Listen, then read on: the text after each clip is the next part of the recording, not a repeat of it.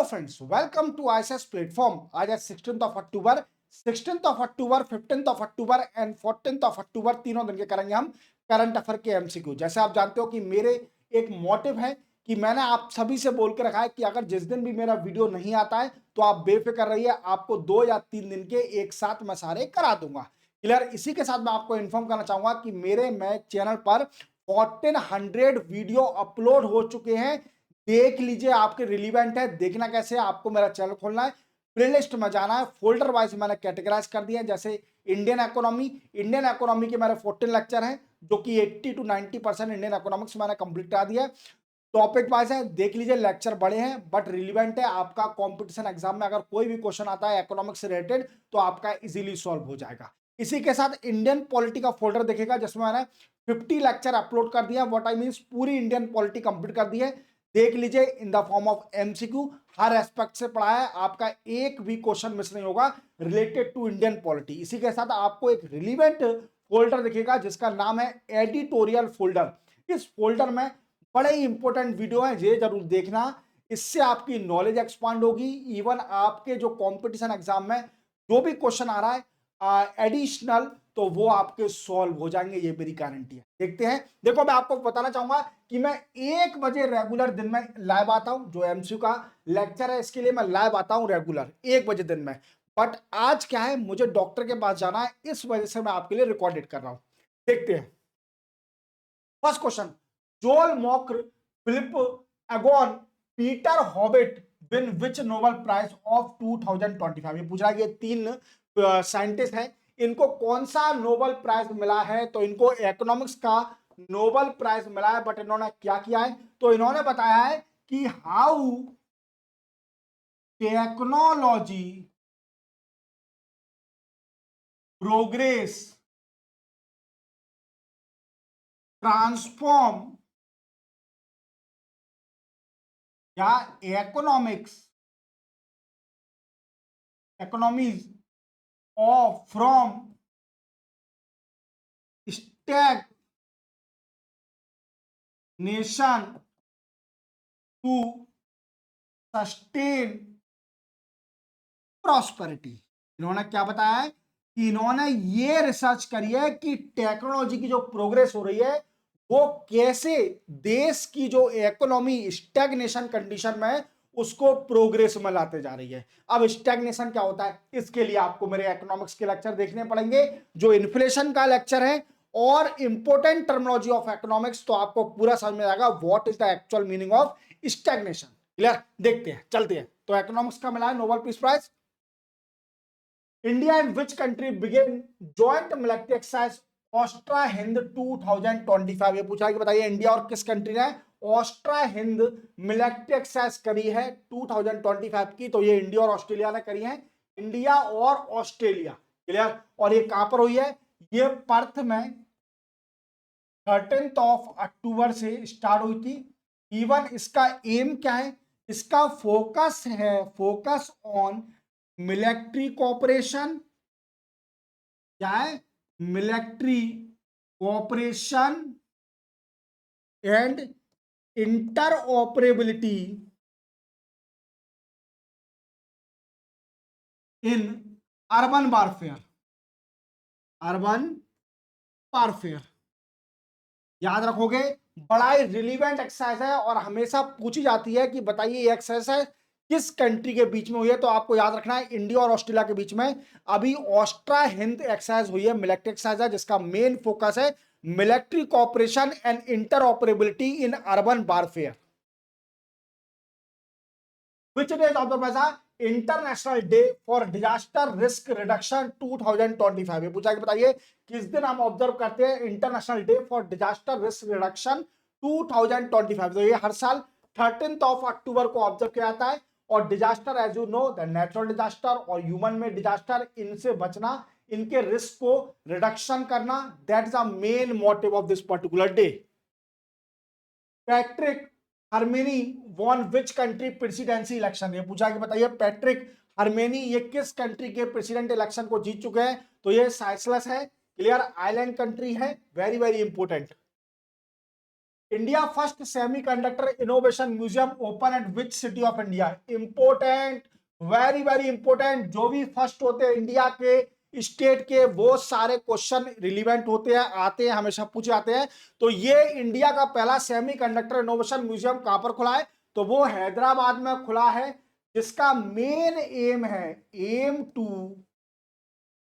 बोलिस्टर, मजबूत करना, क्या? We can say public engagement,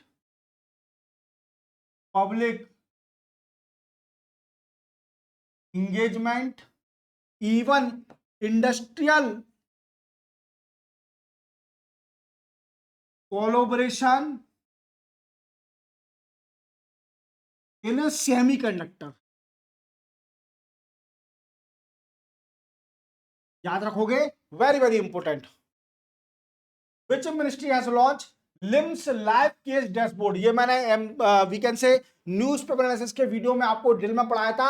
limbs का फुल फॉर्म क्या है? Legal information, legal information management and briefing system, briefing system का फुल फॉर्म है लिम्स का। और लाइव केस डैशबोर्ड अभी किसने लॉन्च किया है? तो वो किया है डिपार्टमेंट ऑफ लीगल अफेयर ने, डिपार्टमेंट ऑफ लीगल अफेयर ने। और ये किस मिनिस्ट्री के अंदर आता है? Ministry of law and justice. अब इसमें होगा क्या डैशबोर्ड में? देखो, जैसे आप जानते हो कि पेंडेंसी ऑफ केस और non information of the court proceeding is one of the difficult problem और problem in India. Clear? Clear. तो क्या है कि इसी वजह से ये क्या करेगा? ये रियल टाइम डेटा देगा। It real time data of court cases, court के केसेस का real time data, even upcoming of we can say cases hearing. जो भी हियरिंग होगी केस की, उसकी अपकमिंग होगी, उसकी भी इंफॉर्मेशन देगा ये डैशबोर्ड। लाइव केसेस डैशबोर्ड याद रखना इंपॉर्टेंट है। Which country become first country globally to eliminate mother to child transmission of HIV, hepatitis B and syphilis? ये पूछा है कि बताइए, ये मदर टू चाइल्ड ट्रांसमिशन, ये तीन बीमारी मदर से बच्चों में आती है, इसको इलिमिनेट करने वाली पहली कंट्री कौन सी बनी है? इंपॉर्टेंट है। इवन WHO का सर्टिफिकेशन भी मिल गया है, और ये कंट्री है मालदीव्स। कौन सी? Maldives. Which state of India top in UPI transaction intensity in India as per RBI bulletin? ये पूछा है कि RBI बुलेटिन के हिसाब से अभी इंडिया की आया है, कौन सी स्टेट टॉप पर रही है इन यूपीआई ट्रांजैक्शन? तो सबसे ज्यादा रही है तेलंगाना। तेलंगाना में सबसे ज्यादा यूपीआई ट्रांजैक्शन हुआ है। फर्स्ट कौन है?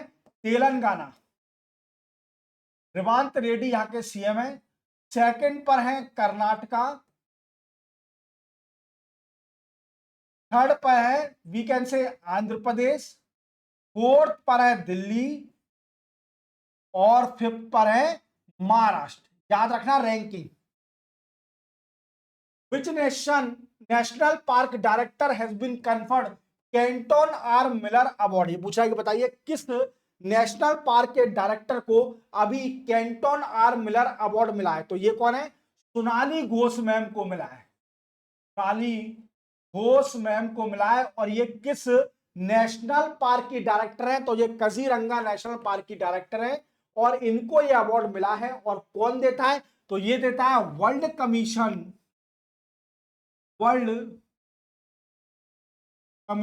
On protected area, world commission on protected areas, जो कि पार्ट है किसका? Part of IUCN। अब क्वेश्चन मत पूछना कि सर व्हाट इज IUCN, तो IUCN बता देता हूं, international union for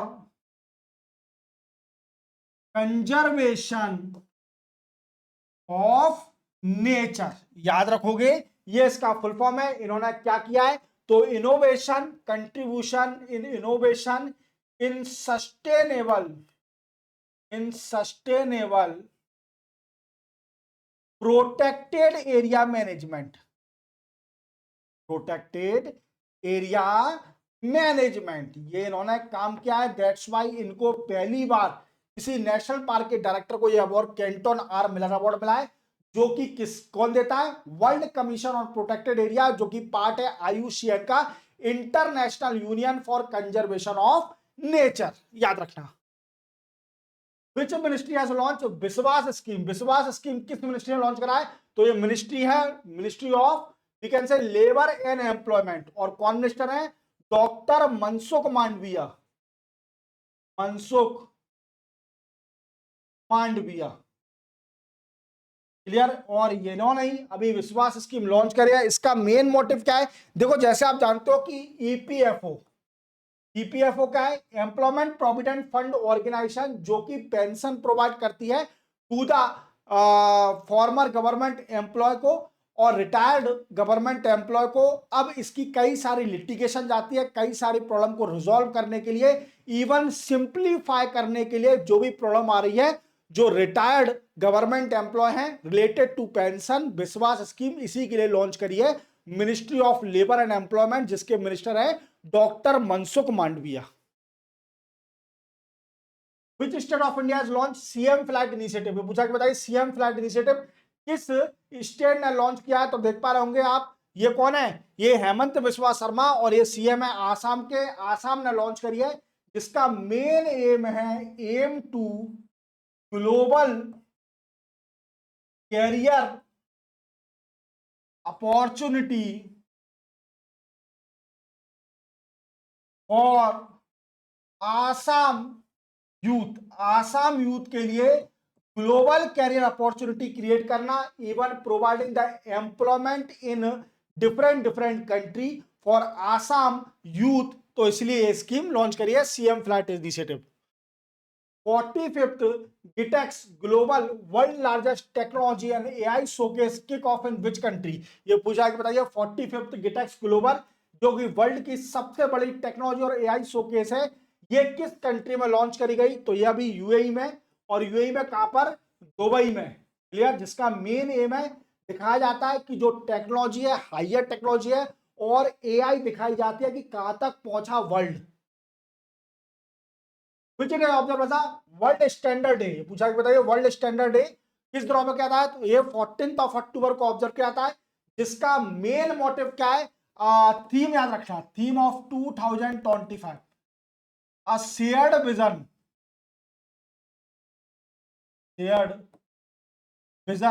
for better world, और इसका मेन एम क्या होता है? देखो, उनको ऑनर देना जो कंट्रीब्यूट कर रहे हैं टू वर्ल्ड स्टैंडर्ड के लिए। तो दैट्स वाई ये दिन ऑब्जर्व कहता है। What is India rank in Henley passport index 2025? ये पूछा कि बताइए हेनले पासपोर्ट इंडेक्स 2025 में इंडिया की रैंक क्या रही है? तो देखो 193 कंट्री को देखा जाता है इसमें। 193 कंट्री के पासपोर्ट देखे जाते हैं, जो कि सबसे स्ट्रॉन्गेस्ट पासपोर्ट होते हैं in term of accessibility to the different country, जो कि कई सारी कंट्री में फ्री रहते हैं वो पासपोर्ट, वीजा लेने की जरूरत नहीं है। तो सबसे बड़ा वीकेंड से सबसे नंबर 1 है सिंगापुर, याद रखोगे सिंगापुर, और इंडिया की रैंक है 85th। Finance minister has launch धरती बायोनेस्ट इंक्यूबेशन सेंटर इन विच IIT? पूछा कि बताइए, अभी फाइनेंस मिनिस्टर जो निर्मला सीतारमण है, उन्होंने धरती बायोनेस्ट इंक्यूबेशन सेंटर खोला है किस IIT में? तो ये IIT है धरबाड़ में खोला है, जिसका मेन एम है वी कैन से सपोर्ट करना, IIT तो सपोर्ट ही कर सकती है, support in biotechnology research, deep tech, even health care जो भी स्टार्टअप है, इन सभी को सपोर्ट करना इन term of research innovation in this particular field, याद रखना। तो इसी के साथ मैंने आपको तीनों दिन के करंट अफेयर के MCQ कंप्लीट करा दिए। अब याद रखना, मैं कल आपको फिर से लाइव मिलूंगा दिन में 1 बजे। आज मुझे डॉक्टर के पास जाना है, इस वजह से रिकॉर्ड किया है। क्लियर? मिलते हैं हम कल, तब तक के लिए जय हिंद।